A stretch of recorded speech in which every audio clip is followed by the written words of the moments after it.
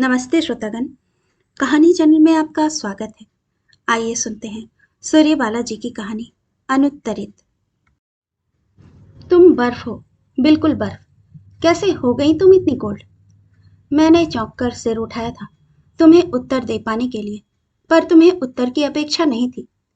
तुम जवाब नहीं चाहते थे, वह तुम्हारा निष्कर्ष वाक्य था। पर मेरे अंदर संदर्भों का एक लंबा सिलसिला छटपटाता रहा।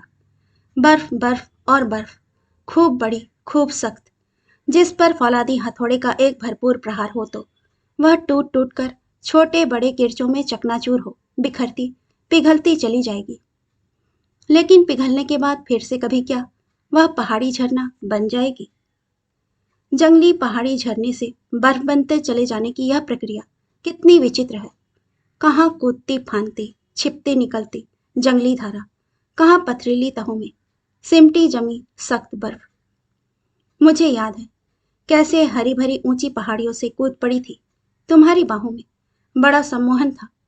बस लगता था जीवन की चरम नियति यही है। सो बंध गई, बंधी रही। कब तक बंधी रही पता नहीं, यह भी पता नहीं कि कब तुमने धीरे से बांह हटा ली, क्योंकि अब तो मैं कहीं पिघल कर जा नहीं सकती थी। होश आया तो देखा मैं जमी पड़ी हूं। खिलखिलाने की कोशिश की, पर ना हो पाया। कोई बात नहीं, मुस्कुरा ही लूं। कोशिश की, नहीं बना।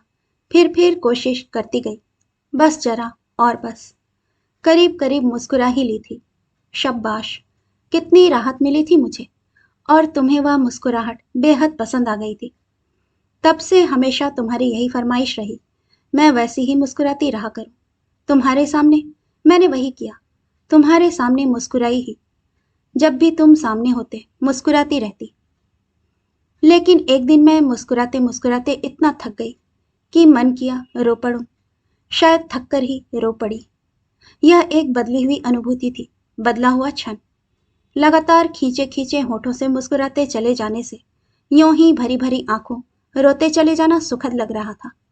जैसे कुछ अपना हो, सिर्फ अपना, बिना किसी हिस्सेदारी के। फिर अपने अंदर अनजाने एक मासूम प्रतीक्षा जन्मने लगी कि तुम आओगे और मेरे आंसू पोंछोगे। यह कल्पना और भी सुखद और सिरहन भरी थी। मेरे आंसू तुम्हारा इंतजार करते रहे। फिर तुम आए, पर मुझे पहचान कहाँ पाए। तुम्हारी नजरों में मेरी बस एक ही पहचान थी, मेरी मुस्कान, मेरे कांपते होठ, मेरी भरी भरी आंखें।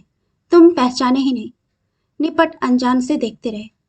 मेरे बताने पर तुम पहचाने तो नहीं, पर समझ गए। रहम दिल जो थे। तुमने मेरे रोने का कारण पूछा, मैं बताती, सिवा इसके कि मैं अब मुस्कुराते मुस्कुराते थक गई हूं। शायद तुमने अविश्वास से मेरी ओर देखा, जैसे कह रहे हो, मजाक छोड़ो, सच्चाई क्या है वह बताओ। मैं क्या बताती भला। मैंने तो सोचा था अगर इससे अलग कोई सच्चाई है भी तो तुम उसे खुद ही ढूंढ कर मालूम कर लोगे, अपने आप मेरे रो पड़ने का कारण ढूंढ लोगे। लेकिन तुम मुझसे ही पूछते रहे और अंत में थक खींच कर चले गए। ठीक भी था, जब कारण ही नहीं मालूम पड़ा तब निदान भला कैसे ढूंढते। मैं अवाक देखती रह गई। मैंने जिसके लिए इतनी मुस्कुराहटें झेली वह मेरे थोड़े से आंसू नहीं झेल पाया। कारण ढूंढने के दरमियान तुमने मुझसे बहुत से सवाल पूछे थे, जैसे तुम नाराज क्यों हो, तुम रो क्यों रही हो, तुम मुस्कुरा क्यों नहीं रही हो। इन प्रश्नों के उत्तर तुम जल्दी से जल्दी चाहकर मुझे पहले की तरह मुस्कुराते देखना चाहते थे, लेकिन मैं उत्तर ही नहीं दे पाई ना। ऐसा नहीं कि वे प्रश्न बहुत मुश्किल थे, प्रश्न तो आसान से ही थे, पर उत्तर ही मुश्किल थे उन सवालों के। और फिर सब कुछ खामोश हो गया, सवाल भी, जवाब भी। मैं कहाँ चाहती थी कि तुम्हारे सीने पर पड़े मेरे हाथ बेहरकत निसंकोच रह जाएं। मैं कहाँ चाहती थी कि तुम्हारे कंधों पर टिका हुआ भी मेरा सिर अजनबी आंखों से तुम्हें देखता रह जाए। मैं यह भी नहीं चाहती थी कि तुम्हारे माथे तक जाने से पहले मेरे होंठ अपने आप में भींच जाएं। मैं चाहती थी मेरे इस निस्पंद बेहरकत हाथ को, खामोश टिके सिर को, भींचे बड़े हाथों को झटक कर तुम मुझे झिंझोड़ कर पूछो, यह सब यह सब क्या हो रहा है। तुम मुझे धोखा नहीं दे सकती। तुम्हारे हाथ निस्पंद हैं, तुम्हारे होंठ निर्जीव, तुम समझती हो मैं कुछ नहीं समझता। मैं सब कुछ समझता हूं। फिर तुम मुझे इतनी जोर से झिझोड़ते कि मैं हिलक हिलक रो पड़ती, खुशी से, क्योंकि यही तो मैं तुमसे सुनना चाहती थी। लेकिन मैं चौंक कर देखती हूँ, तुम तो मेरे उसी निस्पंद वजूद के साथ निश्चिंत सो गए हो। सन्नाटा खींच गया है। आह, तुमने कुछ नहीं पूछा।